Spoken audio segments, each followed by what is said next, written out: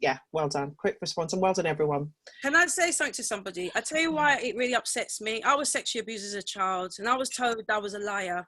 So when it comes to bringing the second voice to the forefront, I've had to fight hard for 12 years for this because of people who don't believe in autism. So I've had to go through a lot of trauma myself.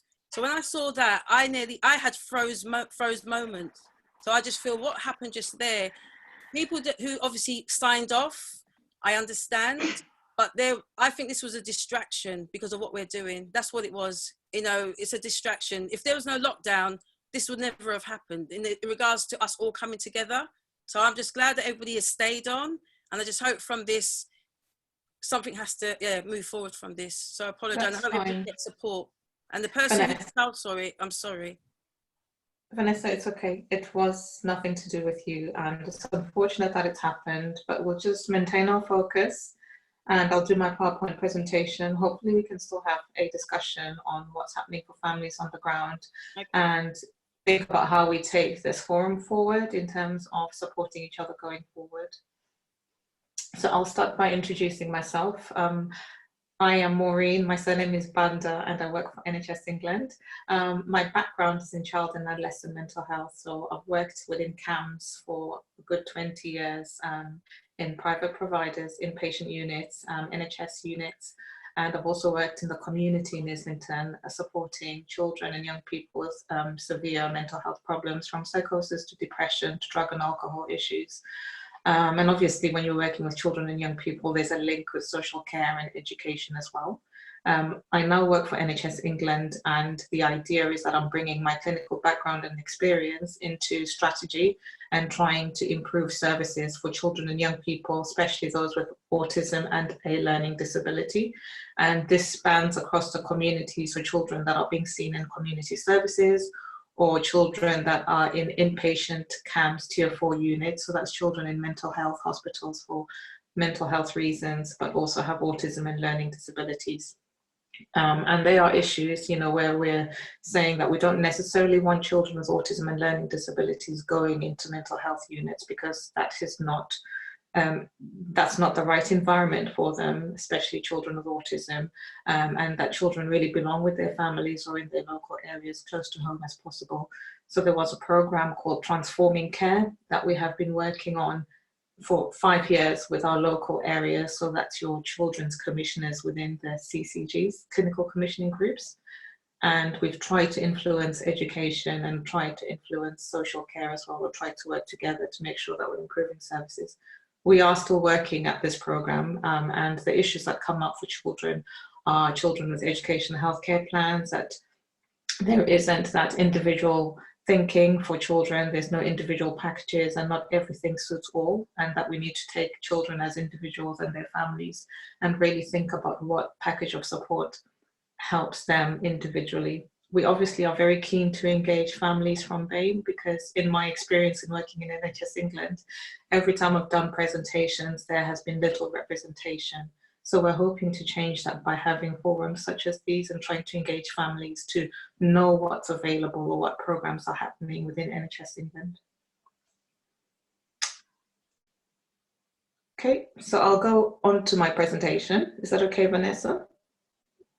Yeah, I'm just finding it so I can send to everybody, whoever can log in onto their phone so they can see it. But just keep on going, because I know the first slides will be okay. All right. Okay. So within the children and young people's program in NHS England, there's myself. I lead on mental health. And then I've got a colleague called Phil Brayshaw who's looking at community development. So we're looking at what infrastructure can we put in place within the communities from a mental health and health perspective to prevent young people from going into hospital, or to prevent families from breaking down. And we equally don't want children going into residential care, 58-week placements, where actually we can support them locally and make sure that they stay with their families where possible and where best. And then there's another colleague called Kate who's leading on key working. So this is a new role that has been funded in the long-term plan. And this role is about we've employed 3 senior clinicians who will challenge social care, education and health, where there have been problems that we have struggled to resolve for children and families. So typical examples might be a child who's in a CAMHS Tier 4 unit, and we've heard of stories where children have been in hospital for 2 to 3 years, which is too long in our opinion, and are struggling to be moved back into the community because the infrastructure isn't there to relocate them back to their local areas. Because for reasons where maybe social care and education and health aren't coming together to put that package in place for that family. So that key worker role is something that we've rolled out, and it's a pilot program that's happening at the moment. And this is from funds through the long-term plan, which is a 10-year program that we've been given. I don't know if most of you have heard of the long-term plan, but it's a 10-year plan, and we are at the beginning of that 10-year plan. And the key worker role is a new role that will support those families that are most at risk. I won't say show of hands because that'll be really difficult to tell, but I'm just wondering whether people have heard of care education treatment reviews or dynamic risk registers. Would you be able to type no? So basically what care education treatment reviews are is that with all the problems and challenges that we've had with families and families not getting the right support, NHS England have established this process where it's an independent process. Any family can ask for this independent process. You can either approach your social worker if you have one, or you approach your local CCG commissioner to say, I'm not happy with the care that my child is receiving. I think that there's gaps in service with the education healthcare plan, for example. Can I have an independent care and treatment review? And that instigates a process where NHS England will give you an independent chair and expert panel members to come into your local area and meet all the professionals that are working with your local area. And they'll have a roundtable discussion to look at where the gaps in service are and make a set of recommendations for those clinicians to make sure that they're putting the provision in place for your child and your family. This is not just about children, this is about adults as well. And I can send information on how to request a CTR or what a CTR is about so that you can use this. And this is one of the most, hold on, I've got my 7-year-old in the room, so I just need to ask her to excuse me for a minute.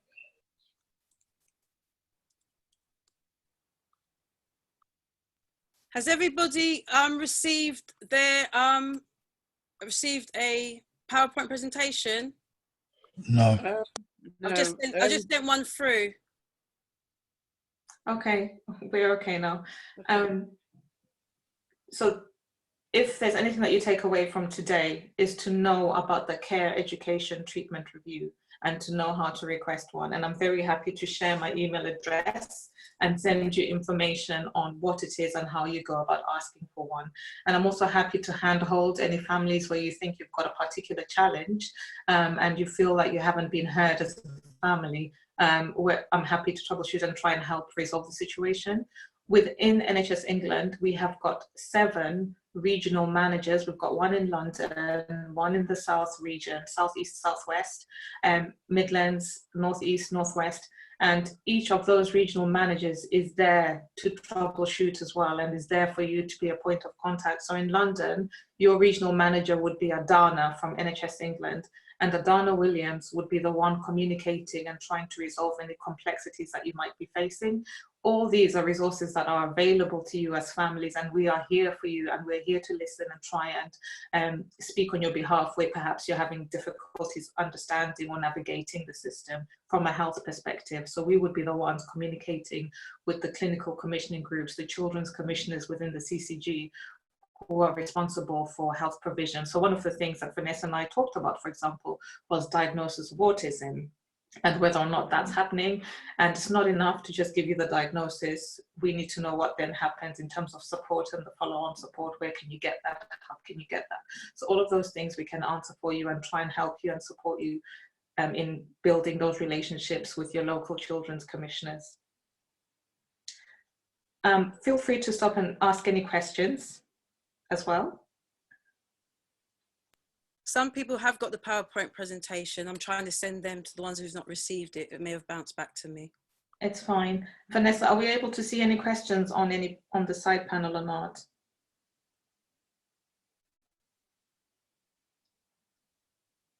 Okay.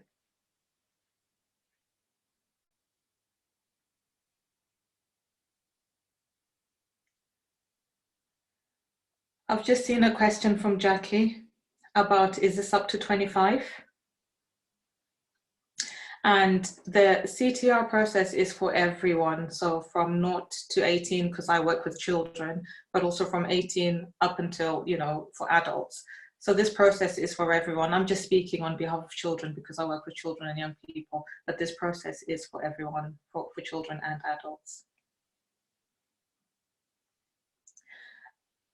Another thing that we do within the program is co-production. So we work with family, carers and young people with a learning disability and autism. And any of the policies that we might be putting in place, for example, I'll use COVID as an example, thinking about what support families might need and thinking about what is happening on the ground for families. There is a parent participation group that is feeding into NHS England and giving NHS England information on what's happening for families. And the plea, I guess, from me is about how involved are we as a community in those parent participation groups, and whether or not you would know how to access the participation group. There is a parent participation advisor who works for NHS England, and her name is Mary Busk. I can give you her email details again, and Mary Busk would know about any programs that might require parental input.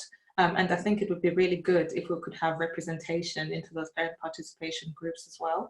And again, I'm happy to assist you with making the links for yourselves, but I think there is definitely a dearth, and there isn't that communication or that experience coming through from our community as to what's happening for our families, and it's something that concerns me. And I think it's very much about us, NHS England, not having reached out to our communities, and so this is what we're trying to do today.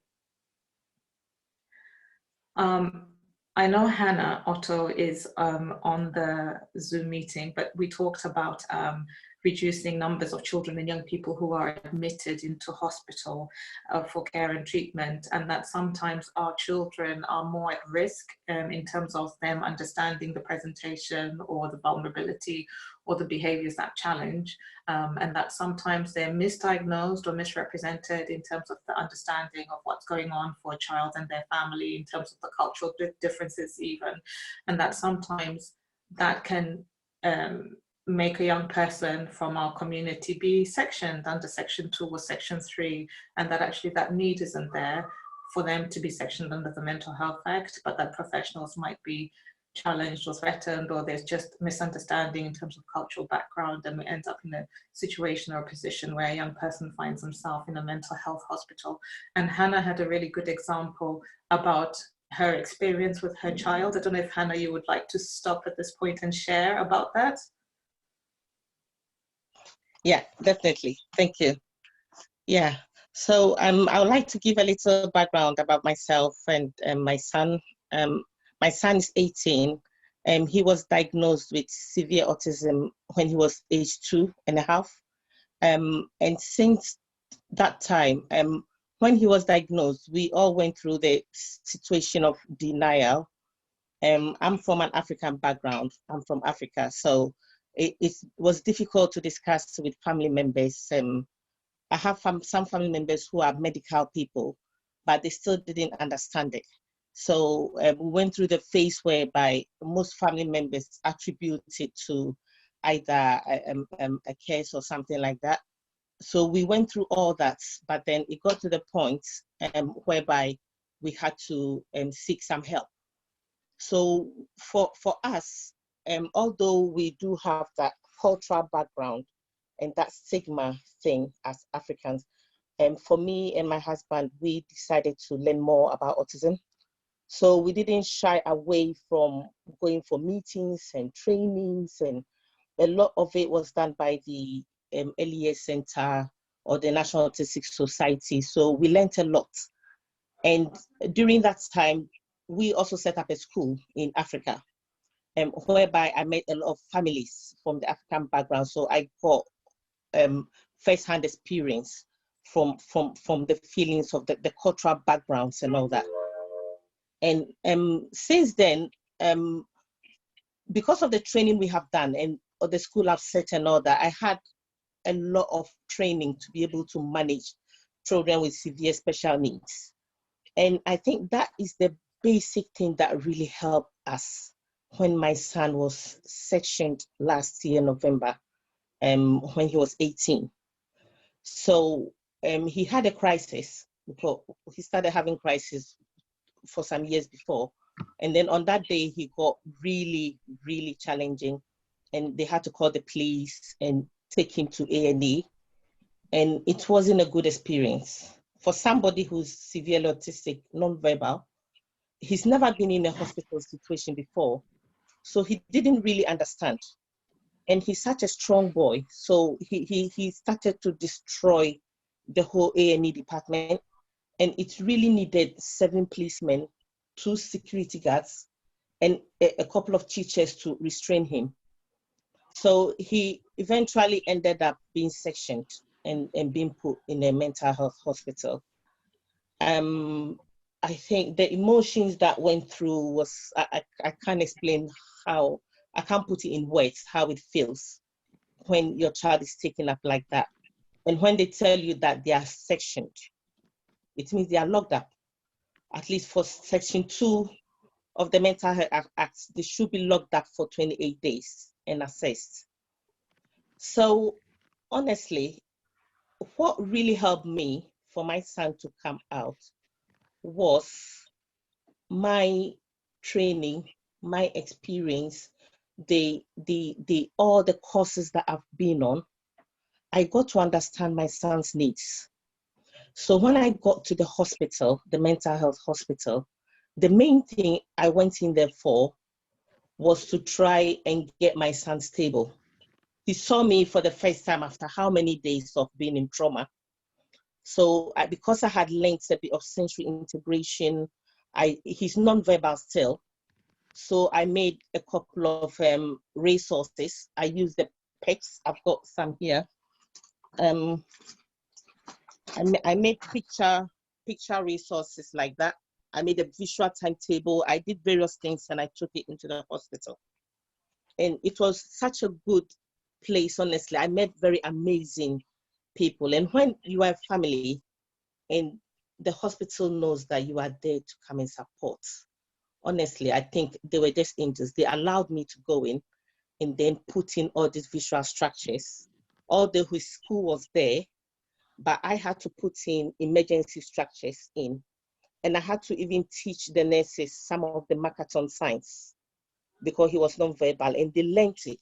In one day, they learned about 28 signs, and they started signing with my son.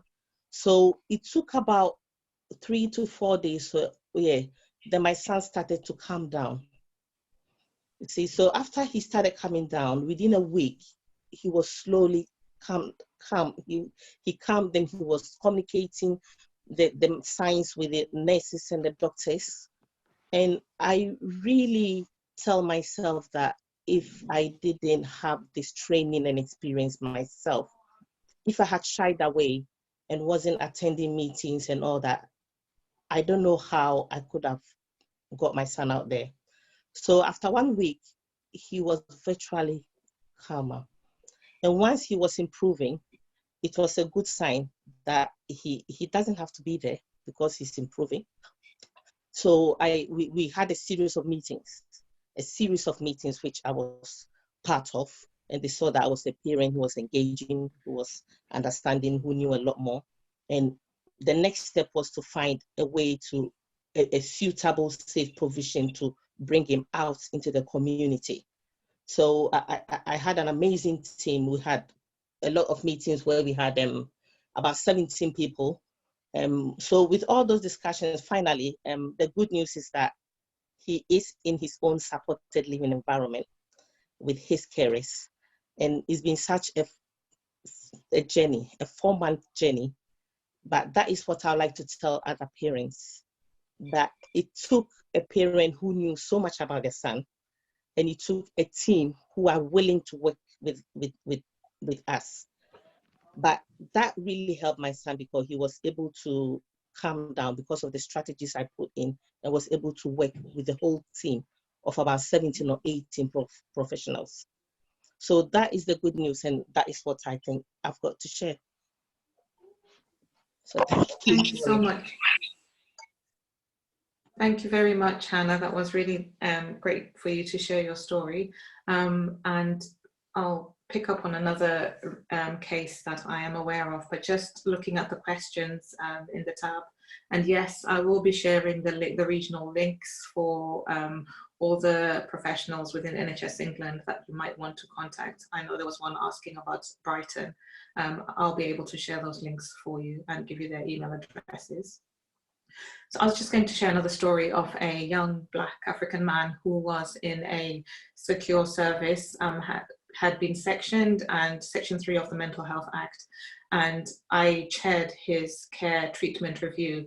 And what I found was really saddening in that there was a disparity in understanding of his presentation within his own family. So where mother was slightly more understanding of his autism and his presentation, and father saw him as a failure and a write-off, and really not willing to think about the struggles or the difficulties that his young son had.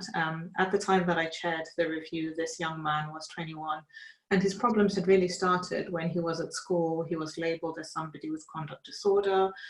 He had been in pupil referral units and really had not been diagnosed with autism throughout his education life. And it was only when he was in this secure unit, mental health secure unit, that the diagnosis came about. So there was missed opportunity for this young man from the time he was really let down by the service, I guess, in terms of education, not giving him that diagnosis. How did he go through school without recognizing that there was something perhaps that he needed more support with, or that there was a diagnosis, or that there was some assessment that needed to be done for him?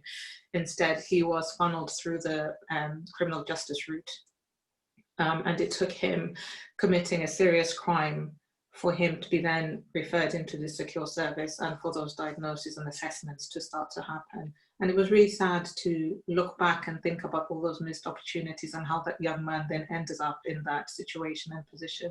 So I guess there's a responsibility from us, and just took the opportunity to do some psychoeducation and to just think about this young man as an individual with needs, and trying to convey that perhaps to a family member that wasn't so willing to hear that. So we still do get examples like that from our own communities, and I guess there is a responsibility for us where we can, when we can, to take up those opportunities to try and mentalize, or try and present to families, or even to professionals sometimes, because the judgment is coming from professionals sometimes, that you know, you're automatically labeled as a conduct disorder, or somebody that goes down the criminal justice route, and actually people aren't thinking about you from a mental health and an emotional health or a vulnerability perspective. And so we are conscious of that, and we're trying to work with local areas to think about those differences, those cultural differences, or those biases that might still happen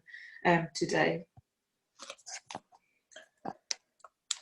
Vanessa, I don't know if you want to pause for a break at this point, or do people have questions?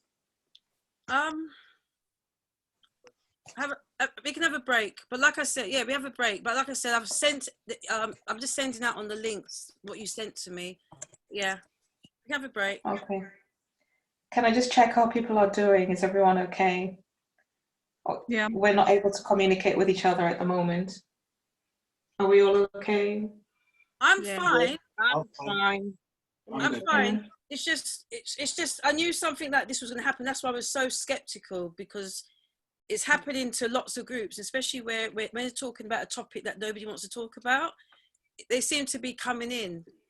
I mean, I had the racist one already, but then, as I said, it didn't deter me. But it's a bit shocking, especially when somebody uses that as a way to try and distract from where we're going. Yes, it was shocking, and obviously it's quite a sensitive thing. And I think, Vanessa, you did the best that you could, and it's good that people have stayed on to continue with this. But yeah, I was shaken myself, obviously having a young child, and it's not something that you want to see. If people are okay for me to carry on, and maybe, or you want to have a break, I'm fine. Just got to try and keep my mind busy. I'm No, fine. I think keep on going. I'm happy to go because people can just go on mute, because I think what's going to happen if we stop, it loses the momentum. And I think it's sad that we can't see the slides. Okay. But maybe what I'm going to do, I'm going to find another platform. But I think it's very difficult because I think people can create emails and pretend that they're part of something. So no matter what we do, they're always going to go through something like this. Yeah. Okay. So I'll continue then. I just feel like I'm talking at people, but I will continue. Hopefully, I'm making sense. I mean, and I'm happy. Can I come in here, if it's all right? Yeah. Okay. Hannah shared her experience, and I just wanted to make mention of the fact that one of the issues facing particularly the Ghanaian community, the Black Ghanaian community, is the fact that we do have lots of parents who are have literacy problems, so they are illiterate. And so basically following the system through is difficult for them. And so for that reason, Creating New Beginnings, which is a small autism charity here in North London, is starting a helpline for these parents. It goes live on the 26th.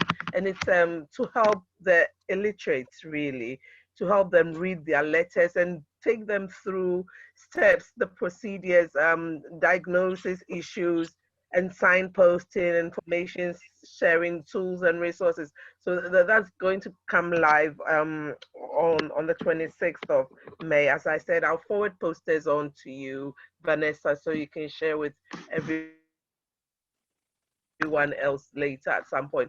But it's very important for people to know how to help their children, to be able to help their children. If you don't know how to, then if you had been in the situation where Hannah was in, where she knew what to do to help and help the system help their children, it becomes quite difficult. And that's part of the reason why that helpline is going live. Thank you. Yeah, thank you. I was going to say as well, add on to that is I sit in a board meeting with the SEND IS, so the Information and Advice Support Services, and also the National Network of Parent Care Forums. And I was asking Vanessa about whether or not we have representation in those groups. Even at the SEND IS, they were talking about all these virtual meetings that they're having in response to COVID and signposting families on how to get help.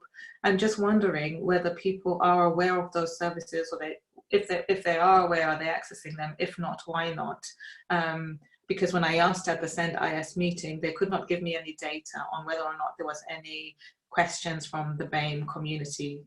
When I asked for any related issues, they could not give me that data, or they hadn't had that experience of those families reaching in. So it's, for me, I'm just always quite curious about why people aren't accessing those, because that's what they're there for.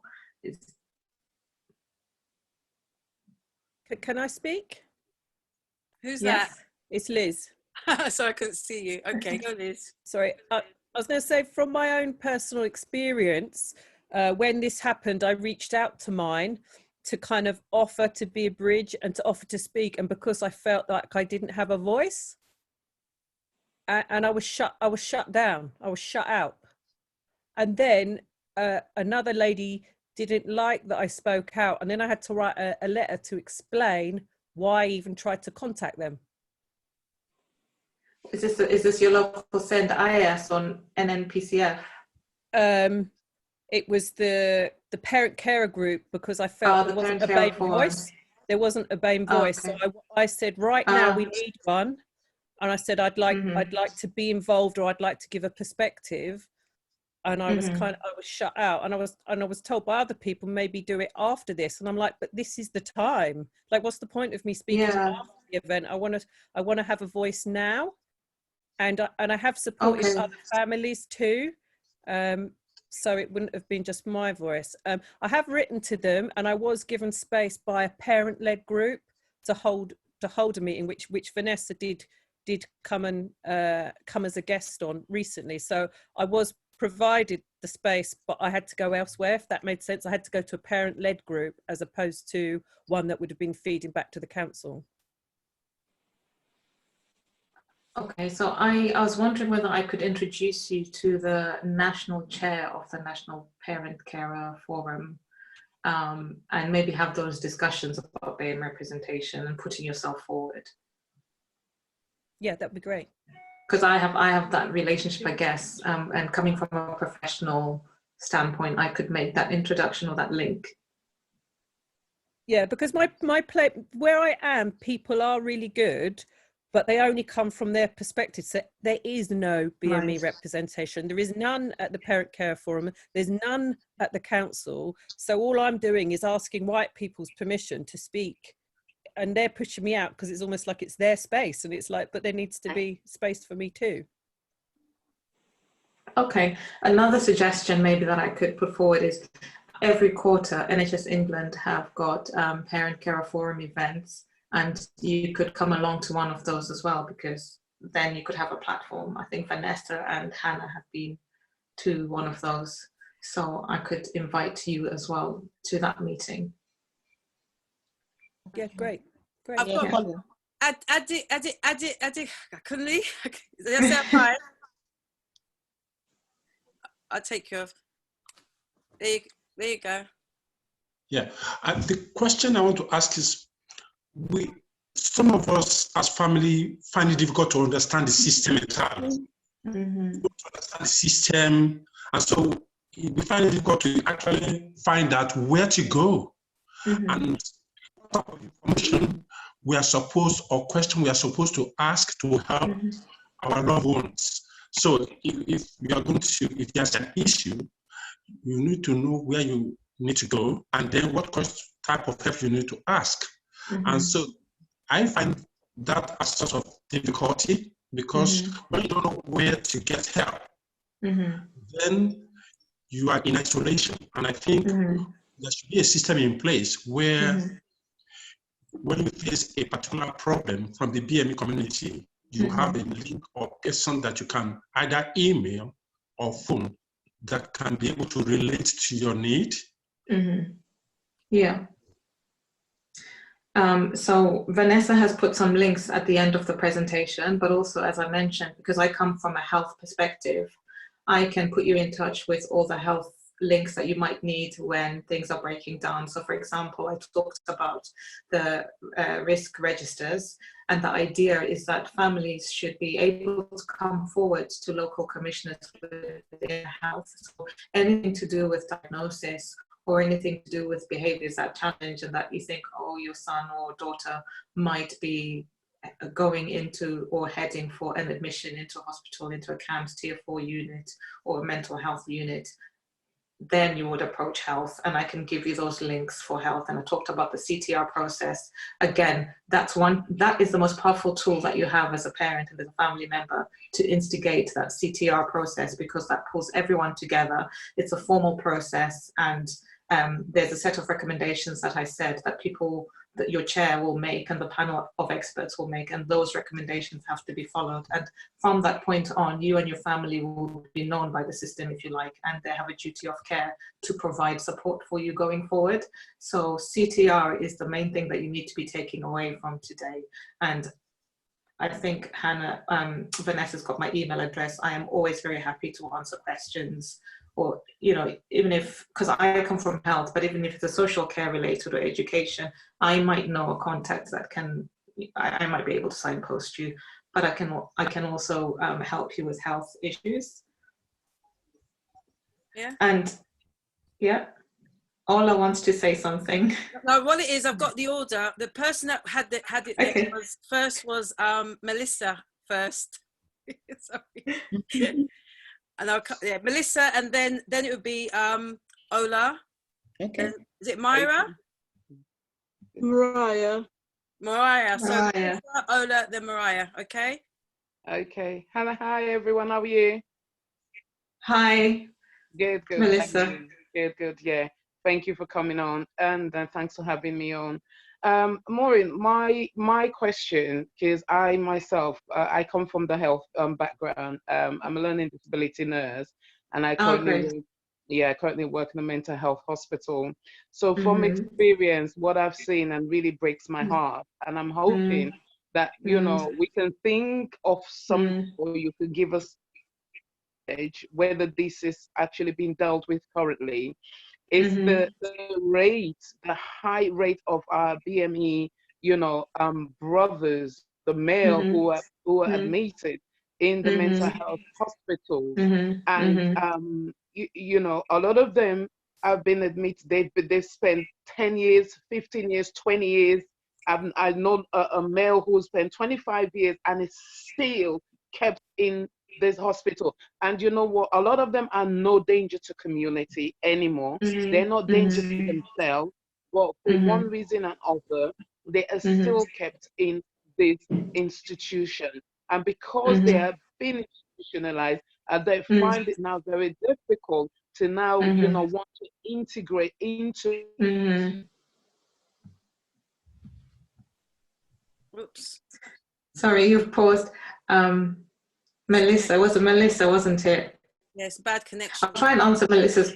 Yeah, I'll answer Melissa's question, but I'm not sure how many people have heard of Winterbourne View, but Winterbourne View was about a provider that was identified as abusing patients, and there was a lot of horrific abuse that went on there. And from that, the government decided that we had to absolutely move everybody out of hospital and move them back into their local areas, which is how Transforming Care came about. And Transforming Care was about identifying those patients that Melissa is talking about and having reviews for them and then moving them back into their community. So I was going to ask Melissa, first and foremost, whether the patient that she's talking about had a diagnosis of learning disabilities and autism, because then they would absolutely fit the criteria of having a care and treatment review. And then they would also fall into Transforming Care agenda, which is about moving patients out back into their local areas. So it's something that I can pick up with Melissa after, but this is certainly a program that is very much alive within NHS England.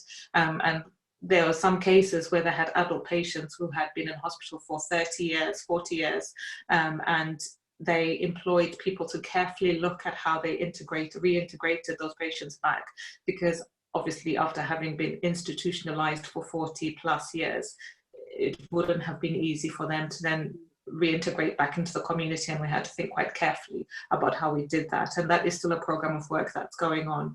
But I can catch up with Melissa after. Who's next, Vanessa? Next one is Ola. And thank you, Oh, Vanessa. Melissa. Yeah, thank you, Maureen, and thank you, Vanessa, for the invite. I just want to say I'm not a parent, I'm a professional. And so I do a lot of work with African families who have children with autism especially. And I can relate to a lot of things people have been saying since this Zoom started. What I realize a lot of parents at times, I'm talking from my own experience, some of them are in denial. I've seen even in churches, a lot of churches, they don't understand how to support families. And I've been doing this self-funded charity for the last 8 years now. So we also extended it to like a radio program, now reaching more families, creating more awareness about autism to families. And Mr. Ogunleye Adekunle is one of our volunteers. So I'm just saying that I can relate to what people are saying, like there's a lot of our families at times when English is not their first language, they find it difficult to navigate the system. So it's just like a barrier to a lot of families, and just whatever I can do, because I just love supporting African families who have children with autism. That's really good. My own money, I don't get funding, but it's just a passion for me. So if there's anything you want me to support you with, in terms of education, care plan, anything, Vanessa has my details, so I'm happy to support. That's really good. I think for us, or for me, it would be about sharing the information and all the programs of work that NHS England are doing that are available to families, but they might not know about them because, again, you talked about language, and if you're not assertive, sometimes you don't get. And so even just talking about the CTR process, that families know they can ask for that is a great enough starting point. We could talk about topics like restrictive practice, for example, where I know Melissa might agree with this, where patients are being restricted in hospital, seclusion, segregation, maybe being over-medicated because they're deemed to have behaviors that challenge, where actually maybe they haven't been diagnosed correctly. or that individual care that suits that patient hasn't been understood. Things like speech and language, for example, that people don't have those assessments, or the positive behavior support assessment, what actually drives a person to do these behaviors. There isn't that time taken to understand those particular issues for certain groups of people, and we're quick maybe to medicate or quick to restrain because we're challenged by the behavior, or we think that we have to contain the situation. There's anxiety within the unit to contain the situation very quickly. And then it just ends up spiraling and spiraling and spiraling. And before you know it, you've got a patient who's heavily medicated or is in seclusion and segregation, and we haven't taken time to do a thorough functional assessment. And I think where parents don't know that, they don't fight for that. So if a parent doesn't know that, you know, your son or daughter should be having a functional assessment or should be having a speech and language, you're not asking for those things. You're just being told, oh, your son had a bad day today and we've given them medication, and you're then not asking the right questions even about medication. So I've got a leaflet, I think, that I've included in my presentation on what questions parents should be asking when you're being prescribed medication, because you don't know what you don't know. And so we're trying to empower families to say, look, these are some of the questions that you need to be asking. Don't just accept medication. There's other things that can happen before medication is prescribed. Okay. Thank you. Sorry, I need to leave now. I'm going to another meeting the next. Oh, thank you so much. Thank you. Thank you. The next one is Myra. Don't laugh. I'm trying to guess it. Mariah, or you probably know me as Raya on Twitter. Oh, I see. Okay, hi. I was just while I was listening to Hannah's testimony and experience, which was like super awesome to share. I was curious from either Hannah or the presenter herself if there were, and I'm sorry if there's like sounds in the background, there's a mower today. For the Black autistics who are invited to present on information from a Black autistic perspective, what is it that like Black parents of autistic kids are looking to hear and understand from that? Because yeah, like right now everything is structured off of what the default white parent needs to hear, and I feel like we already know, like as people of color, like there's a lot more intersections that we have to be worried about and concerned, and so there's like narratives of first person experiences. So I didn't know if there was a way that like I could be a part of helping with providing any information that may have be gaps from a Black autistic perspective. Oh, that is fantastic. Like that's really, from an NHSC perspective, where we might have engagement activities, where we're reaching out to commissioners or social work or education professionals, and we've got a huge platform. We definitely would need people like yourselves coming to our engagement activities and just even talking about your own personal experience, because that's what changes hearts and minds of people, is hearing about people's personal experiences and sharing your story. There's so many stories that I have heard, but not necessarily from our community. And so for me, I would be very happy to take you along whenever I'm having any engagement events. And for me, it's also about focusing on quality of life. And so it's not necessarily always a negative story. It's about the achievements and how people have good quality of life, even, you know. So if you could get that across, that would be really good. So the positive stories as well, for me, that would be very fantastic. And to show that, you know, we can assert ourselves and you've achieved X, Y, Z, whatever it is that you're doing, even for your own community, like you're saying, if there's something that you're doing within your local area, just to share that would be good enough. So I'd very much welcome having your details and being in touch with yourself. Thank you. Thank you, Maya. The next one I've got is Pauline.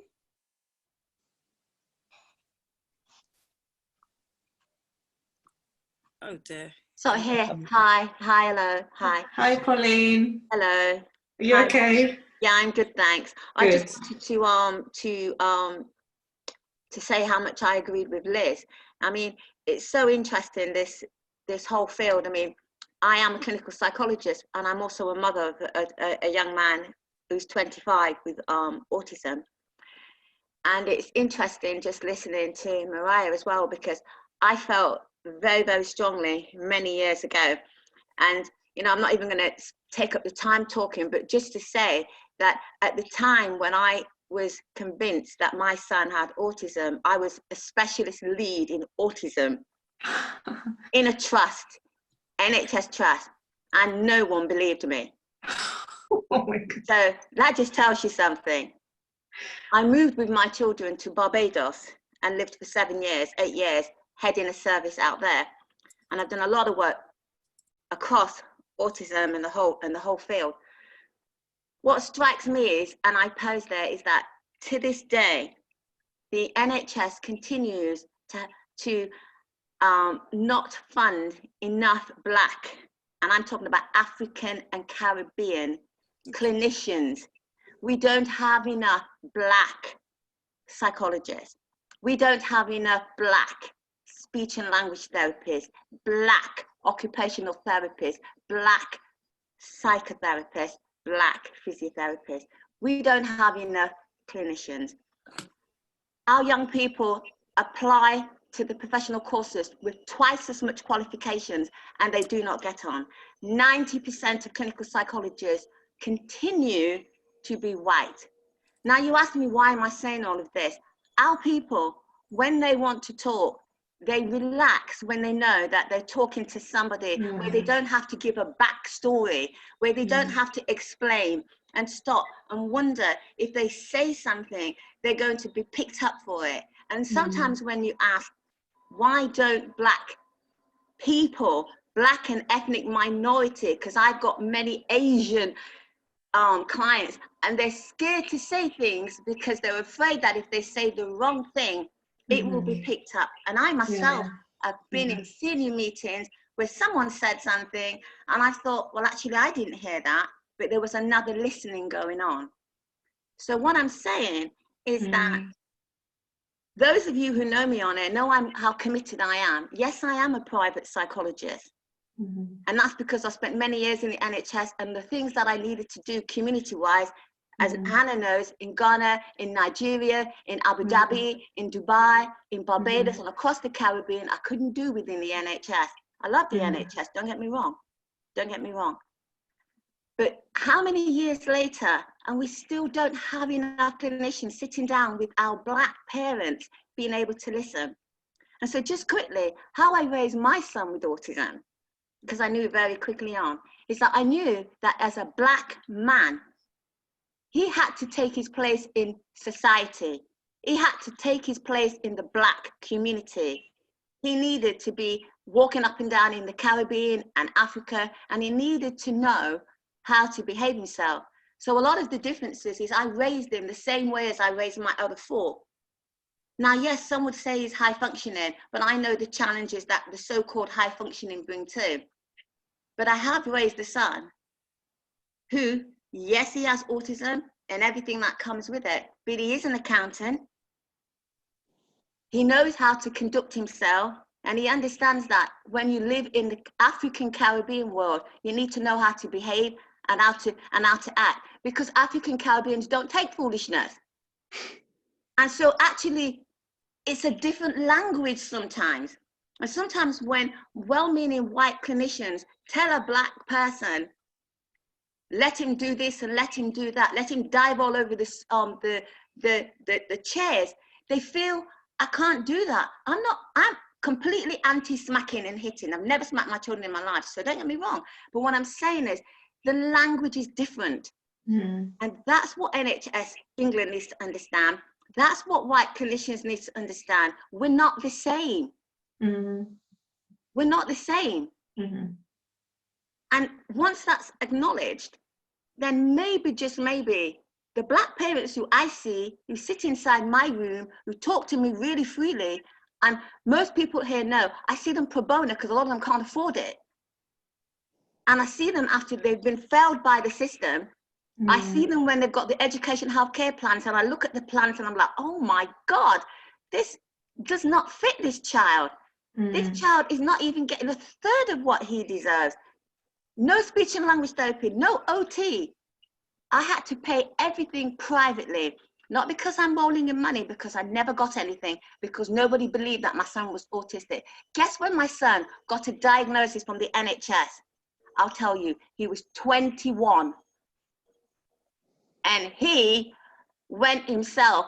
I'd already made sure, because I knew he was autistic, put everything in place, but he got his NHS diagnosis at the age of 21, and he gets nothing. He doesn't get a penny. Yeah, of course, yeah. Never had a penny. We've never got anything. He fails on every criteria when it comes to getting anything. He lives at home with us. He's more than welcome, but we've never had a penny. That's the reality of even the so-called high-functioning people with autism. When you're Black, it's a different struggle. Wow. Thank you. Oh. Thank you, Pauline. Pauline, can I just ask about the families that you do see? You're obviously offering therapy, but are they also being empowered as they go through you in terms of knowing what is available to them? Well, I think the people to ask are people like Hannah can speak for that. I think the best person is, I don't have to, thankfully, there are enough people out there who know the way. When I see my clients, I don't even leave. I have young people in their 20s, 25. I saw them when they were 2. Wow. Wow. There was a young man last night who I was talking to. He missed it. I'm talking to him tomorrow. There's no charge. I stay with my clients. They mean more to me than just a number. I stay with my families. I always have done. So where you have gaps in, so where there's gaps in service for them, and you think, oh, the EHCP is light, and how would you go about then arranging those meetings to try and push to get what they need to get in the EHCP? No, because I'm a clinician. So what I do is I will look through it with them. I will point out to them, like I did with a young woman the other day. She's a traveler. I looked, she was referred. She's a traveler. I looked at the program for her child with autism who's 10, and I couldn't believe it. And I went through, in my own time, it took me 2 hours. I went through the plan. I went through with her the things that she had to say at tribunal. They had £6,000 for this child who has autism and dyslexia. And I went through, empowered her to have her own conversation and not to accept what was in the plan. They doubled it. They doubled it to 11,000. I said, these don't sign the plan because they haven't got OT in their speech in there either. So I haven't got the time to do all of that because I assess, I'm a diagnostician, and that's what I do. I'm a clinician, but I do, and I will make sure that I can. I try and let people know, have a look at this, have a look at it. Not quite, but I think you might need to look at that again. That's the only thing I can do. So it would be good for me maybe to link you with the adult clinicians within NHS England that troubleshoot as well, so that you have their contacts. And there's one for North London, one for South London, and one for Central Northwest London. And where there are issues with provision of care from a health perspective only, though not social care, then you can contact them or point them towards those clinicians within NHS England, so you have a direct contact. I don't think they'll like me, Maureen. I think they will. I think they will. I think they will. I think we are missing, honestly, I think we are missing that voice. And they're very lovely. Finola and Lisa Mahendra, Finola Siren, we're very open, and we are saying we want to hear from everyone, not just certain groups. So we will like you. Well done, you anyway. Okay. Jessie, what I'm going to do, keep the questions short because I'm going to go to Jessie and then we're going to go to Laurie Morgan. All right. Hello. My name is Jesse McQuilkin. Hi, Jessie. Hi, Jesse. I am age 28. I'm also an autistic individual. My mother is Angela Cox, and she's currently watching. What you've got to do is just look around Zoom. You see her name. She's watching this stream right now. I give thanks to my mom in terms of how my mom has raised me. Yes, I have a father, but my father passed away about 5 years. I think it was 5 years or 3 years ago. But that's nothing to basically talk about right now. What I really want to talk about is obviously the Black perspective and the faults that is in the government that I could see that is going on. Right now, I'm currently facing a case against the government regarding benefits that I'm actually entitled to. I was born with chronic arthritis, psoriasis, and Asperger's syndrome. At 3 years old, I was diagnosed by Dr. Malia in St. George's Hospital in Tooting. Now, the thing is a lot of what Pauline Riley Hunter said, I could relate to quite a lot, simply because there's a few things that, you know, to that argument that I have to say is that a lot of black people got to understand is we can't be waiting on the government. I've explained this many, many times. You can't be waiting on the government. And if black people want to actually change this around, they have to educate themselves and get the right powers that the government has so that we could basically help ourselves and other people. This is what you got to understand. Because we could wait for the government as long as we want. By the time that happens, we're all going to be in our graves. That's just the reality, right? So we have to act, and we have to get the powers that the government has and basically create our own organizations to help blacks or even other people of other races, right? The reason why I say this is, but there's a problem. I've spoken out for 5 years or more. I have done workshops. I have managed youth clubs. I've been a youth worker at a youth club called Generate. I have actually got youths off the streets from getting them out of gangs onto actual getting them off the street and actually showing them that, yeah, there is another way of life, you know, as a black individual or even non-black, because I've helped non-blacks as well, specifically white people as well, in regards to getting the children off the streets and trying to explain to them what are the real circumstances that could happen when you're about that road life, right? I haven't got into any gang or haven't got any criminal record of that nature, but I know what it's like because when I was in school, I used to have gangs that used to try to recruit me, and I simply said no, and things of this nature. Now, like I said, I think if we want this to change, it's going to be about 10 years. But here's the two big problems that we have in the autistic community, well, especially in the black community, is that one, there is systematic racism in the autistic community. Pretty much I had a friend, he's not a friend, but it's an associate that used to be an autistic advocate in London, and he basically moved to Canada, right? He was receiving death threats, things of this nature, and he basically relocated to Canada. I'm not going to mention his name for his protection. The other thing as well is that blacks don't support other blacks. I feel as if black people are not supporting us enough. The reason why I say this is I've been pretty much all corners of London.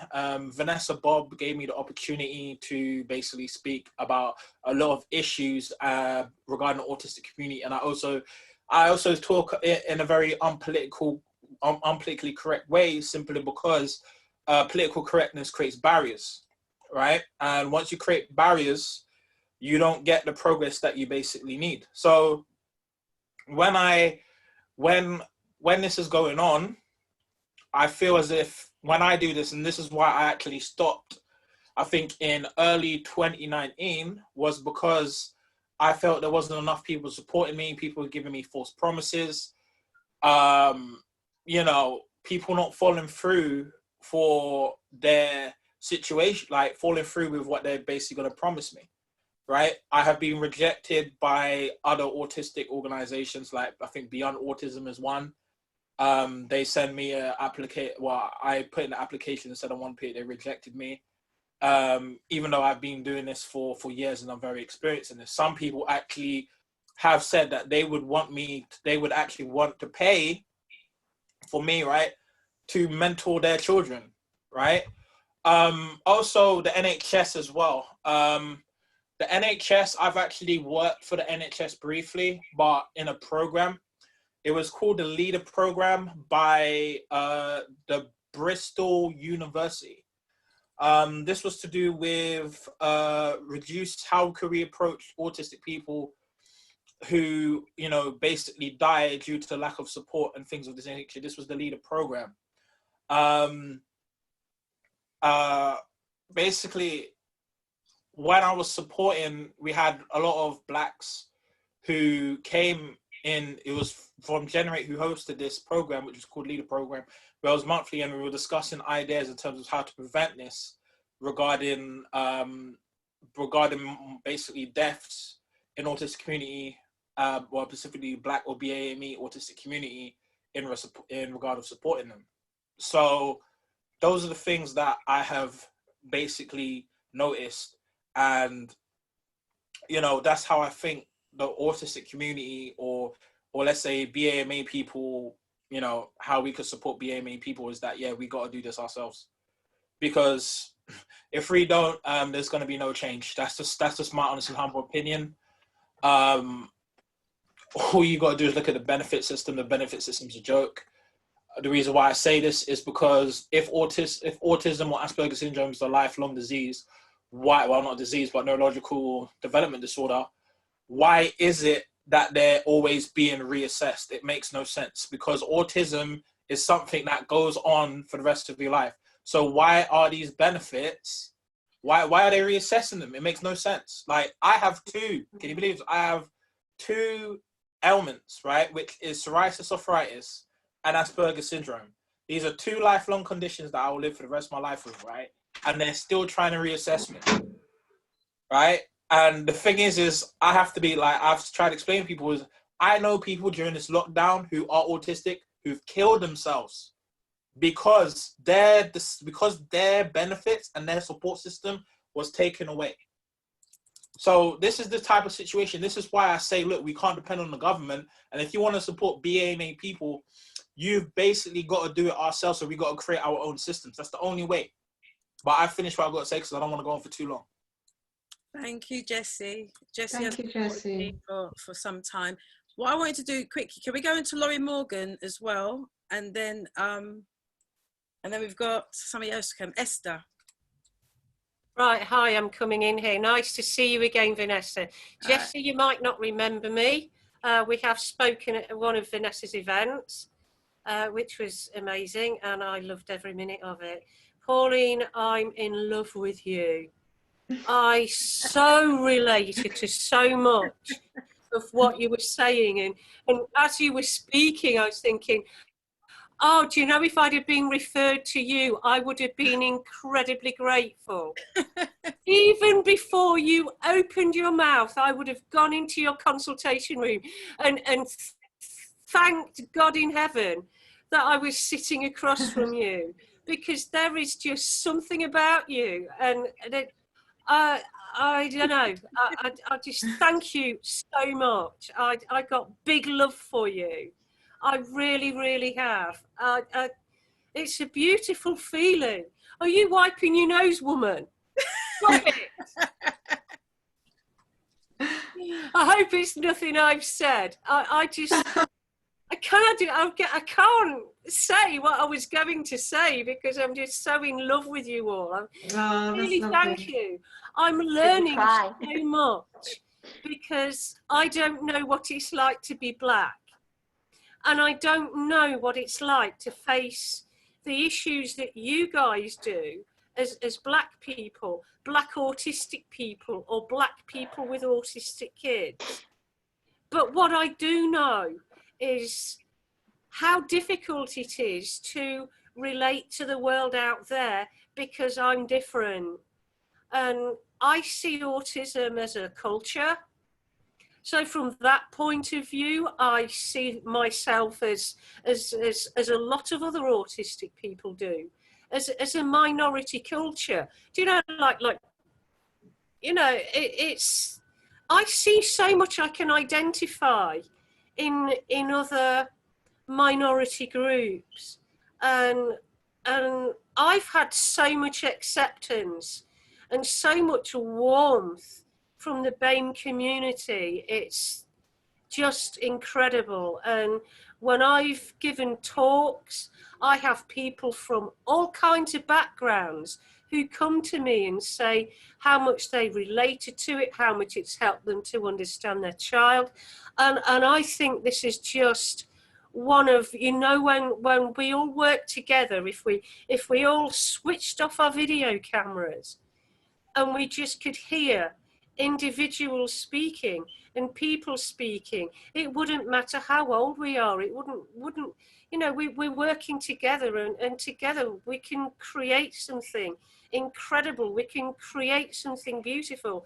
And I did want to say, share some positive stories from an autistic perspective, because, do you know, I haven't had an easy journey. I haven't had an easy life.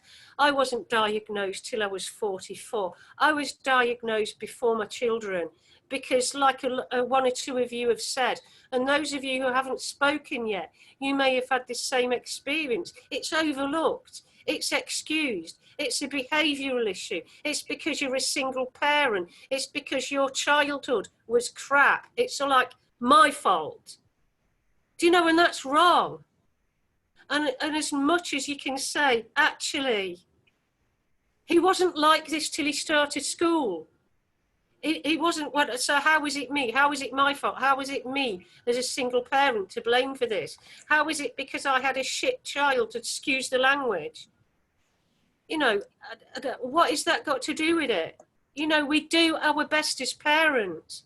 We try and give our kids the love that we might not have had, the acceptance we might not have known, because we're bigger, better people than the past we're walking away from. And I look at my children, I look at my family, and they're everything to me. And I don't have time here now to go into the massively, massively positive things, but I'm telling you now, my youngest son, if you haven't heard my story, he was kicked out of 3 infant schools. He wasn't diagnosed till after me, because nobody listened to me. Because I was a single parent, because I was on my own with him, because of my childhood experiences. It was only when I got my diagnosis, and life hasn't been easy for him.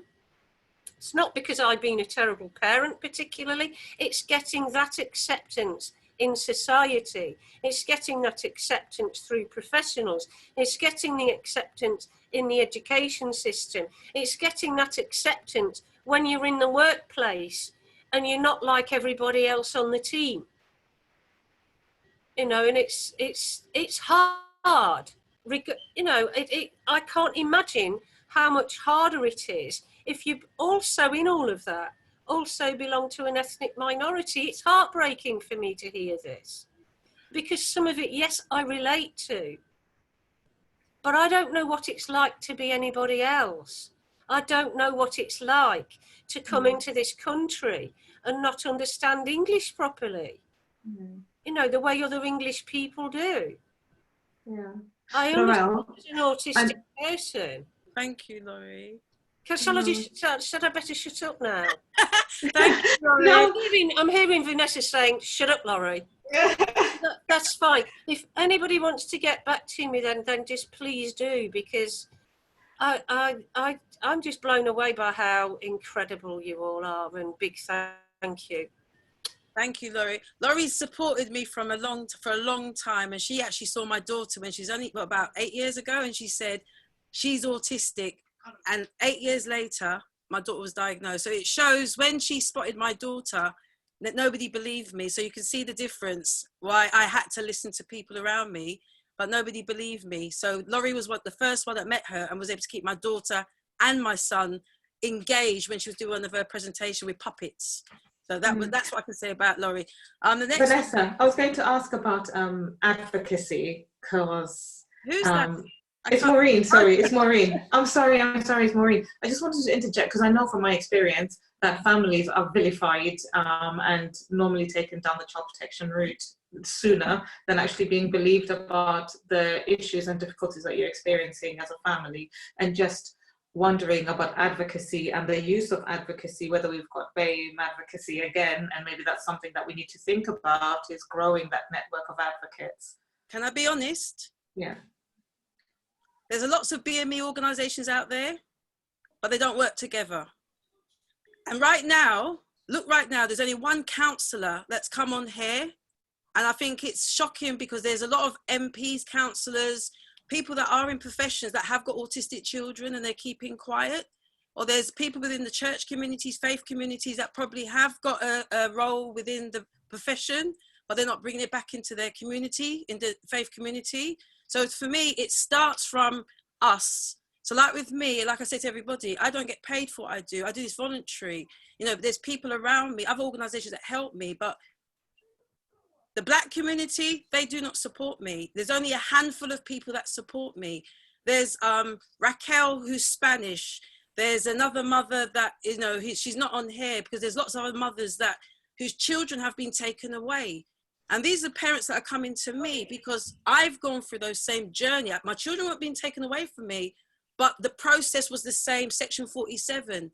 Or mothers are being accused of exaggerating their children's behaviours. I've seen my reports. So when I'm constantly fighting the system for 12 years, where I've been told I'm a liar, that I've made it all up, and I've had people from all walks of life, not just Black families, that they haven't got a voice. So what I've done, I've had to use my pain to help the mothers. We got mothers who may have HIV. They've been penalised. The fathers have walked away and left them in the lurch. You know, and to me right now, it angers me. So when you see that person who put that nasty troll image, it's disgusting because it shows that this wasn't meant to happen, but it still continued. Those who logged out, I'm sorry they logged out. But for me, those who have been sexually abused, those who have gone through trauma, the mothers who went through trauma but never got help, because when they go to the advocacy, because the Black person cannot accept that if they say, I've been abused, they want to just park it. Let's deal with the autistic child. But that autistic child needs a mother that their mental well-being needs to be heard. They need to be able to help themselves. But if we're not being helped as mothers, then we've been told that we are doing it wrong, and then they take that child away. That child ends up in a system that, one, they don't understand what autism is. Then when you've got the cultural perspective, where the person is a Black child, that's a double discrimination. Then when I look at my daughter, when she was diagnosed, and when I look at my other daughter who left home at 14, came back at 16 pregnant, and I had to deliver my grandson at home, I never got no help. But I fit the criteria of a bad mother, because when people look at the layer of me, 3 children, I've got a grandson, and all of my children are all got complex needs, they just see them well okay because they dress nice, but they don't realise a lot of us mothers, the advocacy system out there, when they're saying that they're supporting the BME community, even though they may say they're BME, the support they're giving is not real. To me, some of this is all about getting the funding, but they're not putting nothing in it. So the few people that I've kept around me, I have to applaud them, because I'm not a hard person I'm not an easy person to be around, because I'm a go-getter. You've upset me. I don't care what you say about me, because I said it. If I was told that I lied about my abuse, and they tell me I lied about autism, I can't make the next generation become the problem, because we now as parents need to make sure that we work together. And that's what the problem is in our community. We don't work. So for me right now, when I talk about the BME, we all have got our own issues, but when it comes to autism with COVID-19, it's exposed a lot of people who do not mean what they say. And I think right now, Maureen, I'm thanking you that even it took us a week just to do this. It shows there's a need, even though we had 100 people that logged in. All right, they didn't come, obviously what happened, they all logged out. But for me, this is not going to be the last. This is going to be something that we have to all come together, and hopefully when the lockdown's lifted, we can do this properly. Because as I said, this wasn't the best place. That's why we had the problem. But I had to share that. There's a lot of advocacies out there, but they're not doing it for the right reason. Because if that was the case, they would be on this now, or they would have logged in or sent, you know. But to me, there's a lot of talking and no one's being proactive. That's me in a nutshell. Can I just say something as well? Yes, Liz. I think the problems are different depending on what county or local authority you are. True. So obviously in my area, you know, I would be willing, but I'm being blocked by the white majority. So that's a different problem within itself. So, and also that also then means there's a really vast lack of understanding for cultural difference as well. And then there's a lack of understanding about racism. So if you're dealing with, you know, problems with diagnosis and you have the racism or unconscious bias on top, it's like it's a double thing that you're dealing with, and a double thing that maybe you're trying to support your child through. So you're not only not getting the support when it comes to the autism, you're not getting the support when it comes to the racism either, because there's just a real lack of understanding with both. And in my case, I do have to say, the people that diagnosed my son were brilliant, and one of them was a person of colour, and one of them understood trauma. They were trauma informed and culturally informed. You see what I mean? So that made a very, very big difference. But the fact that I was supported by them, they were then also blocked away from me as soon as it got to the education side. Do you see what I mean? So they were willing to come to a meeting and maybe help me get my EHCP in place, but they were actually blocked out by the other departments and by the school. Does that make sense? Yeah. Thank you. That was what I wanted to say, but I just wanted to say it's very much different depending on what local authority you are within. Exactly. Yeah. Can I just say, Vanessa, sorry, just to interject again, I want to mention Adana Williams, because I know I'm speaking for children only because that's my speciality, and Adana is also children only. But we helped a family recently, a 7-year-old boy who was struggling to get an EHCP, and the family reached out to Adana and myself, and we were able to push from it with the NHS England name and challenge the local authority and education. And now this young boy is receiving his EHCP. So please don't make light of those connections that I'm giving you. Like Adana Williams covers the whole of London for children and young people.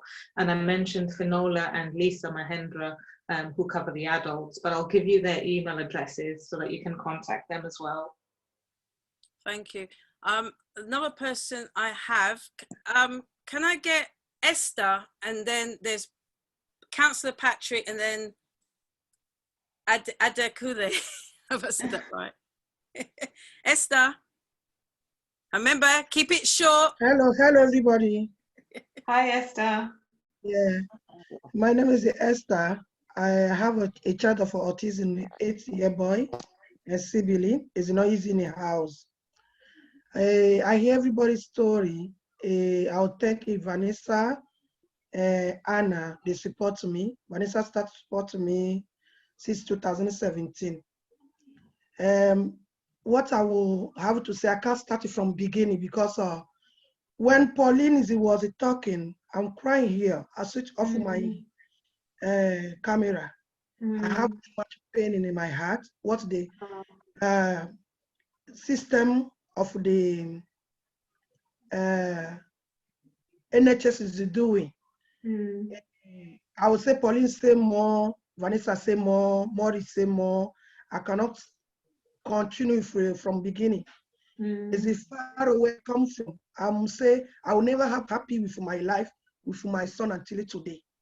I put makeup, people see me, my life is perfect, but not.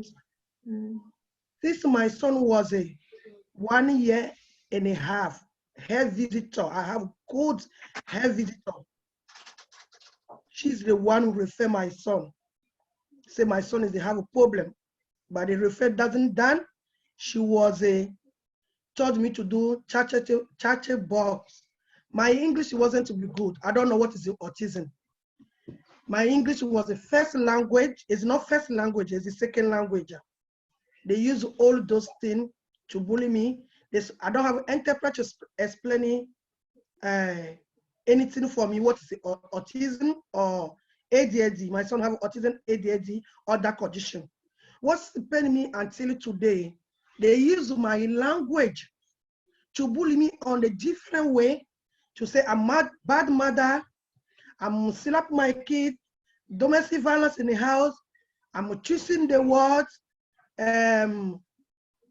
My son cannot write because of they cause this problem for my son. Why? I hope if it's since when I'm talking, people think I have a mental problem. No, because this problem, those people who make me like that, I have pain in my heart a lot. I have my under-conditional health problem. That is a separate. Before they are putting me to other problem. My son, 1 year and a half, we do speaking language therapy. We start with the group area 1, with the chargeable grouper. And they send me to speaking stone class to do the group with the behavior, to know all the general diagnosis. I do that 2015. I will never forget the way they put me to different way around me on this London. 2014, they told my son to go to nursery, private one. They say my son cannot sit down, he's not talking. They need to do the diagnosis. Another second refer.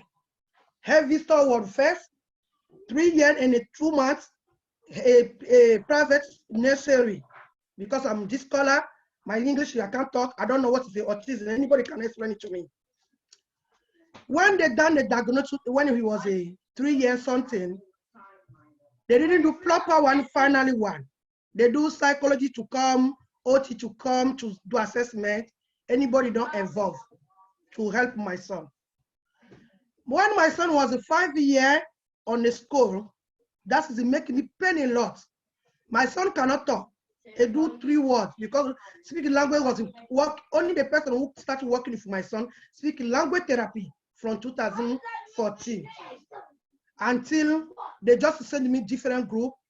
2016 they do HSC plan, which I don't know what is the HSC plan. Anybody didn't explain it to me. They didn't explain my son is the autism. They didn't explain what that caused. And then they say my son wants to bring the 3 knives to the school to kill children. When they go to remove that from her, everywhere we go, people scared of my son on the hospital. All the school reject my son, which my son is not violent that way. They are making my son to that position. When I take my son to hospital, they remove all the clothes to check. He got any mark on his body. I am single parent. Vanessa and Hannah support me in a tribunal last year, October. Why? HSC plan, they're supposed to put everything in the place like a OT to working for my son. OT start working for my son 2017, 18. They stop working. They're pushing my son just medication. Or everybody who coming to do the assessment for my son say the child need to do 2 both medication plus the OT. Or local authority don't want to afford that money because we went to tribunal for the HSC plan and the OT supposed to be working for my son.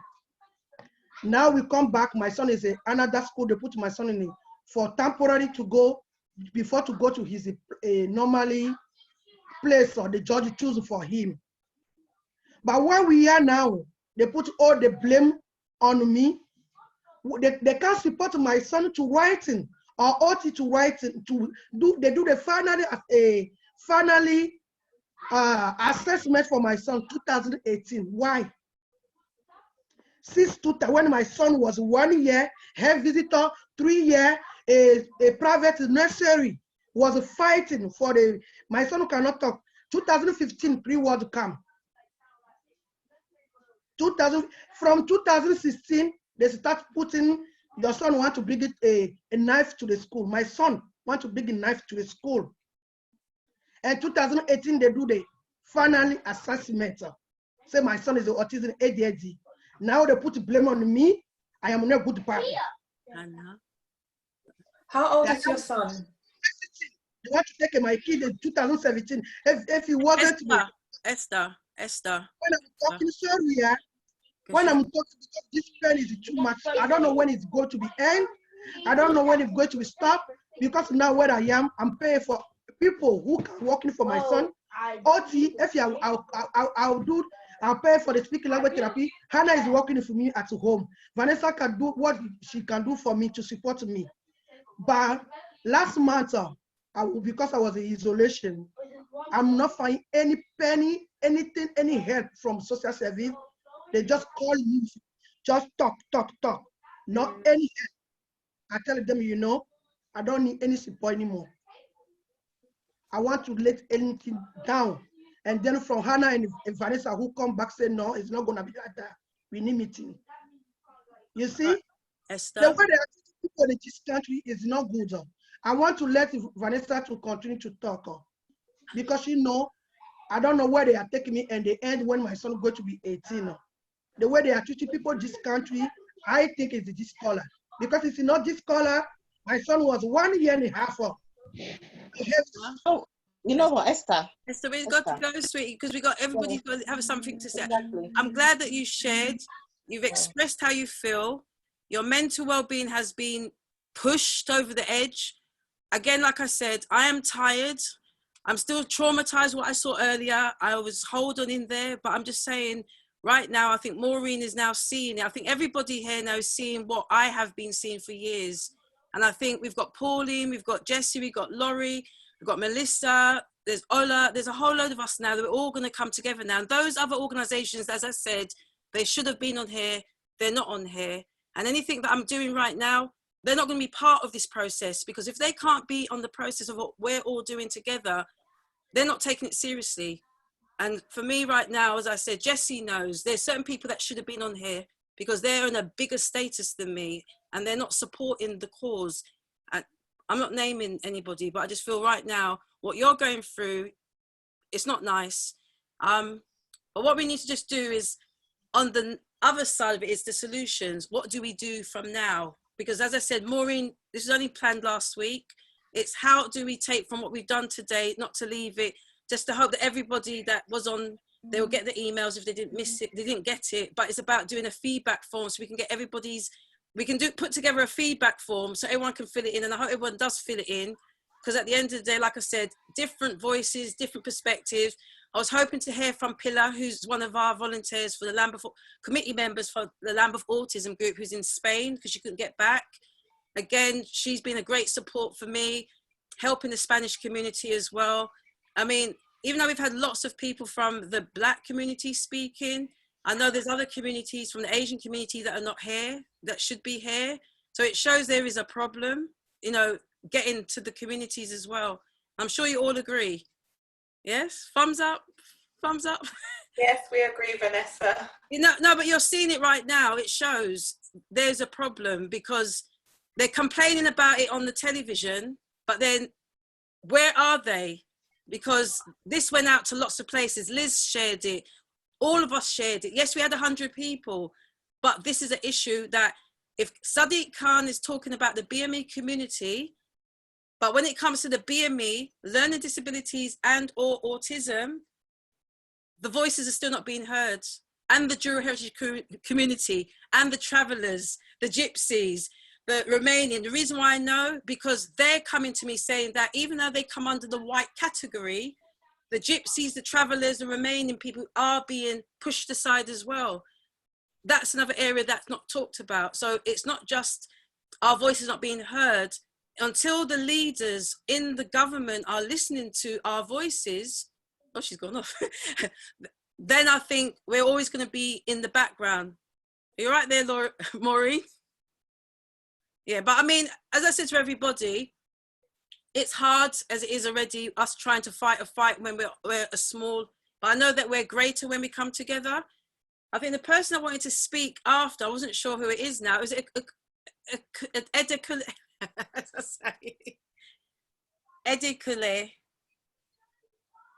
And then very much. Thank you. Yeah. Okay. Thank you very much. What I want to say is about solution. And at the moment, I live in Romford, and I set up a charity since 2009, and I've been working with family within Romford, from the African community and Asian community. There's a Sri Lankan family or a charity that I work with. I'm looking at learning disability and autism. In fact, I was in Sri Lanka in 2017 with them. But the key thing I want to say is that currently I'm working with the Department of Work and Pension. We are looking at the aspect of employment and work experience for specifically for adults and young people with autism, learning disability, and mental health. But we're doing a pilot. So I'm speaking to the area manager in Romford to look at what is life for people who have learning disability and autism in the aspect of even if they want to get work experience. And my own approach is solution, because I have a 27-year-old adult and a 24-year-old young lady who are autistic, and I have made it as a point of duty to look at how best they can live their life within the community. And so I'm working on using my expertise and also my area of influence to work with the MP and the my local MP here and the work and pension, Department of Work and Pension in my area to look at how the quality of life of our young people can be enhanced. And I think we are developing a pilot, and we see how that goes, and then we can they can do that as a copy, or any organization can do that as a copy. And also I want to mention the aspect of the role of a father, because I discovered that most of the missions that I go to, I find myself as the only male. And sometimes it can be frustrating and can be daunting, because when you're talking from in my point of view, sometimes you look down on and say, what can you offer? And I think a lot of that puts some of our men off of not getting involved. But I have said to myself, I want to be the voice for my own children and for other families, and talking from a male perspective. And so if there's any area that I can be of benefit, I volunteer myself to be part of anything that is available. Thank you so much. Like I said, I know lots of fathers, single fathers, where the wives have actually walked out on them. And I think it's so important that we have some space for the fathers. So thank you, is it Adkade, for, see, I've got to learn to speak all these different languages. Do you see about the educating? Yeah, thank you. The next one is, I know the time running out was, because you know, this is not easy, on a small screen. Councillor Patrick, and please, short and sweet. Where's it gone? Good afternoon, ladies and gentlemen. Surely it will be short and sweet, because you know I'm a good talker. I'll put my hand up when it's finished. Yeah. Finish. Yeah. Yes, I was elected councillor last year in May, and my duty, as that name you see there say Solomon, I'm a doer. I'm not in council to no play about. I was elected.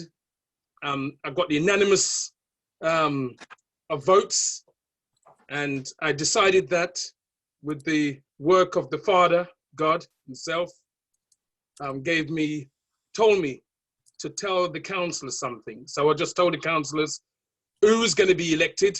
I told them, and I also told them that we're going to get the majority, because we had to get the majority for the motion to go through to council.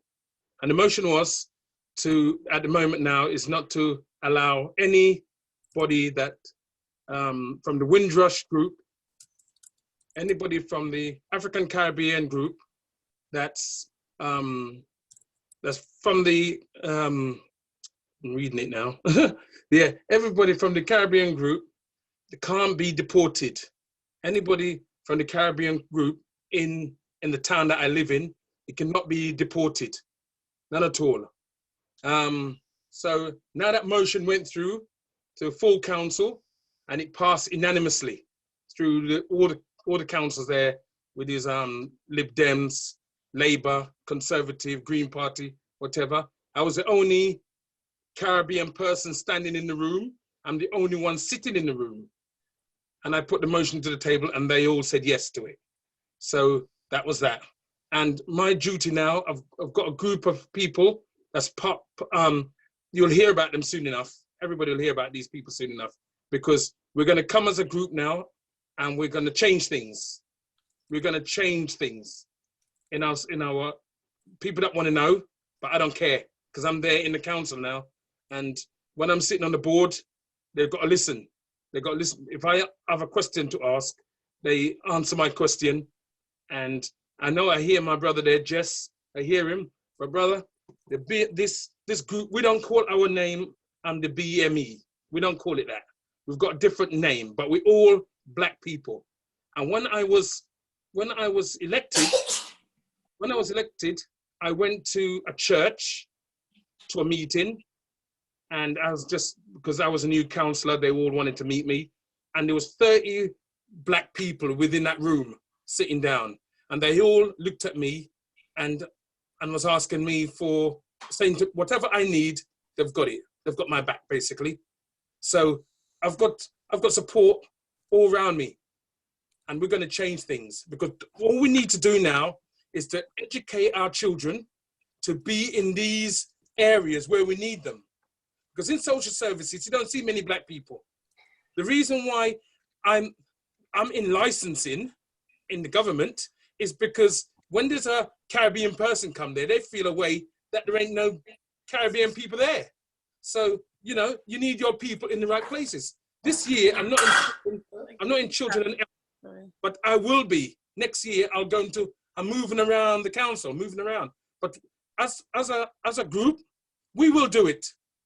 We will do it. There's more people on these Zoom meetings going to church than there are going to church. So we'll do it. We'll do it. Thank you. Whoever prays on this platform, pray. Thank you, councillor. Yeah, we'll get it done. We'll get it done. Thank you, councillor. Yes, I did say short and sweet. And the next person I'm going to get, because I know he's going to keep on going on and on and on. Was it Hannah, and then Jessie, Cheza, and then Jessie. And I'll leave it to you after that, Maureen. Okay, thank you, Vanessa. Yeah, I just think a few people were talking, or I was making points, and because I'm not sure, because of the time, I just quickly want to say thank you, Maureen. Thank you, Vanessa, for organizing this, because I think it's very important. The main reason being that we all being a BME background, and I haven't worked with a lot of families. I train parents at the moment. So for my experience and being part of writing the EHC plan, I realized that most of the BME, most of the families have lost confidence because of all these problems, like listening to Esther and all of that. So what my suggestion was, like Jessie said, we can't wait for anybody, and that is what I saw. So as a parent who have trained so much and have worked a lot and have been through the whole experience myself, I feel that we all should have the confidence. We shouldn't shy away. And one thing I don't understand is that I don't know why the BME community are not coming out. We are not sharing. Every time Vanessa keeps complaining, when we need representation, everybody is quiet. We kind of keep in our rooms and we don't come out. So we need to come out. That's one. That's why you are here, to be able to get the representation and all the problems. That's one. Number two, every autistic child, every special needs child is so different. And so is every family. If I didn't understand how to support my son with his unique needs, I wouldn't have been able to get him out of the mental health system. Okay, so apart from the fact that we know that we need help, and all of us here have got our unique problems, we've got our children. If we didn't go to help Esther in her unique case, she wouldn't have made it. But every parent here needs to learn, we need to train. That's why we've set up, I've set up SEM parenting, to be able to train families, to train parents to understand, and to be able to help their children develop through the schools. And also, because my son was sectioned and he came out, I've also set up the SEND solutions to be able to help parents whose kids have been locked up, because there's so many of them I saw. And my mentor, honestly, I have to thank Pauline. Pauline Riley Hans a lot, because regardless of all the experience that I have, I thought I know a lot. And when my son was sectioned, I nearly broke down. You see, I support Vanessa a lot. So we need this empowerment. I don't want us to leave here today without having anything in place, because I think we need to start something now. So I thank everybody, and that's what I'm saying. We've got something started. And Maureen, thank you for doing it. And I want everybody to come over the stigma, come out proud that we're going to start something to support all you families. Yeah, so thank you very much. I think that's what I've got to say. Last one, Chiza.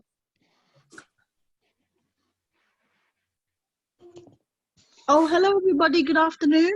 Hi, Chesa. Hi. Yeah. I hope it's not too late to say what I wanted to say, but I'm just wondering how each of us who have, children or anybody that we know that is on the spectrum, how I'm looking for tips really on this social distancing, because something happened with my son last week at the park, and it really, really made me realize that this COVID-19, I think, is an excuse for some people to really be horrible to our loved ones that are on the spectrum, not necessarily with autism, but those of our loved ones that maybe don't have an understanding of personal space. I think this COVID-19 is being used as an excuse to discriminate against them and be horrible to them because of their difference, inverted commas. So I really wondered, I'm not sure what time this is finishing, but it might be for another time, because I'm looking at the clock as well. If there could be something on, just tips on how to cope with that. Or if it's just me and my son that's going through it, because I just feel like I wanted to share what's happened and see if it's happening even more so because of social distancing. Okay. But, Me and Hannah, and there's quite a few other organisations, we are doing a lot of online Zoom for the last 3 weeks. Okay. If we've got your email us, and we will send some information to you. But I think what we really need right now, because we're still in COVID, and I think the question is, where do we go from here? As Hannah said, we can't just leave it, because obviously Maureen will need some feedback. So if everybody can just send something on the chat, ideas, just like now, because for once, we can stay on there all night if we wanted to, but on the chat, for everything that you would like to go, so for Maureen, so she can go back to when she has the meetings for NHS England for this particular section, this is what we need. Maybe we need to do more of these events, but maybe we've got to do a different platform that's more safer, so we don't go through what we went through before. Yeah? Yeah. So I agree. I mean, what I wanted to do, I don't know if somebody else wanted to ask a question. I know somebody wanted to ask a question. I can't remember who it was, because there was a lot of things coming at me. Oh, Marcia. Yeah, sorry, it wasn't a question. I'm really gutted that I missed most of the session today. Just wanted to say it was just so bloody brilliant to just see any type of forum that is pulling together BAME parents with children with autism. This is, my son's only had his diagnosis also for a year, and it's been a really, really difficult ride, and it meant so much to be able to come together in some of these forums. So I'm really sorry I didn't get to listen to most of the call, but I'm just so grateful. And when you send your feedback back, I think that the most important thing for me is that we are able, that there are forums that pull us together like this. And just because of time, I'll stop there, but I just want to just say thank you so much. Thank you. Who's the furthest on here? I know we got America. Can everybody just put a code where they're from, so that when, I know there's about 36 of us on there now, but can everybody put what area they're from so that we get an idea? You know what I mean? Just the borough that you're from. So it gives us an idea, so that when we go back, Maureen would know, I would know as well. So if I go back to the CCG, again, I don't think people are aware about what CCG, the Clinical Commissioning Group, do. Again, because we couldn't use the PowerPoint presentation because of what happened, I will send out the presentation, and then if everybody can give some feedback from the presentation, like I said, maybe we can do a webinar, which is more secure, where all this time what it is we just see the presentation and the speaker and nobody else. And I think that's the way we're going to have to secure it for now, obviously, so we don't have the same problem that we had earlier. Is everybody in agreement? Pilar, would you like to say Yes. something for me? 1 minute, Pilar. Would you like to say something? Yes, I'd like to say thank you so much. And I want to let you know, guys, that I will always support you in everything. That's all. Thank you. Thank you. Say something in Spanish for the autistic community. Hola. No, say something Hola. about autism. How to support mental health and learn disabilities and autism in Spanish. Tenemos que apoyar a la comunidad de autistas en España. Thank you. Right, Maureen, on to you now. Thank you. Firstly, I just want to thank you, Vanessa, because this was all to do with you, really, and your organisation and putting everything together, even right down to helping me with the slides. So really, Vanessa, I just want to thank you and just thank you for the work that you're doing, even with your own personal experiences, that yet you keep going and trying to help other families. And just thank you to everybody that's attended. Thank you for just taking 2 hours of your day to come and join us today to meet you all. It's just always really good for us to make those links, because as I say, I'm in a position where I can invite people to engagement events and invite people to share their personal stories, because I think sometimes you need to name things and people need to hear what your experience is, even if it's an uncomfortable truth, that sometimes we do need to project those stories out there. And if you could all email me with any questions or issues that you might have, I'm very happy to keep involved and keep supporting. And I think, Vanessa, in terms of what happens next, it would be a really good idea, as you suggested, to have webinars, and maybe we can have topics where people might want to identify topics beforehand that we could talk about, if you think that's useful, or if it's just a forum for us to discuss and talk and catch up again, I'm happy to do that. But just thank you very much for your time, and please do read the slides, because there's a lot of information on there, and there's many links on there as well that can help to signpost you. So please do that. And within NHS England, there are colleagues that are like me, that are committed and want to help and reach out. So please don't ever feel like you can't ask or trust that we're here for you. Thank you. Just to let everybody know, thank you for that, Maureen. Just to let everybody know, I will be doing a report to the police what happened earlier, because I think somehow it shouldn't have happened, but it does happen. And I just hope those that are traumatized, please let me know, so that we probably can send you to get some counselling, because obviously it needs to happen, okay? Raquel, would you like to say something before we go? To put this meeting together, you know, and like, let me know when I can speak with a Spanish lady, you know, because it's not a lot of organization that I can speak my language, you know, and I think when you can express yourself in your language, it's easier to understand, because sometimes things are missing in translation, you know, and when you're dealing with a kid that is smarter than you, yes, we here doing art and crafts, she just chopped the doll, you know, is doing a new one, you know, then it's really, really difficult, and you feeling no, because you don't be in no community. I'm not English, I'm not black, you know, but we support, like Laura say, autism don't have color, yes, and we are a family, yes, with different mommy and daddies, but it's only one thing together, and it's autism, and we need to focus on this, how to support the kids. Thank you, Raquel. I needed to get the diversity, because as I said, there is a lot of other families that do just support me. There are some families on there that don't want to be seen, because they are being traumatized still by just everyday lives. But when the lockdown is lifted, please, please, please contact Maureen, me, Hannah. All the details are there, but I'll send all the information to everybody that logged in. So as I said, please do not give up, because it will get better only if we all come together. Yeah? Anything to say, Maureen, before we go? No, I agree with you, Vanessa. And I was just thinking about the way we're connecting, actually, because some families might not be able to make it into physical meetings, which is our experience. So actually, is it worth it that we just continue as e-meetings, like webinars, because then you have more people being able to attend, where families might not be able to attend in person. Okay. So we're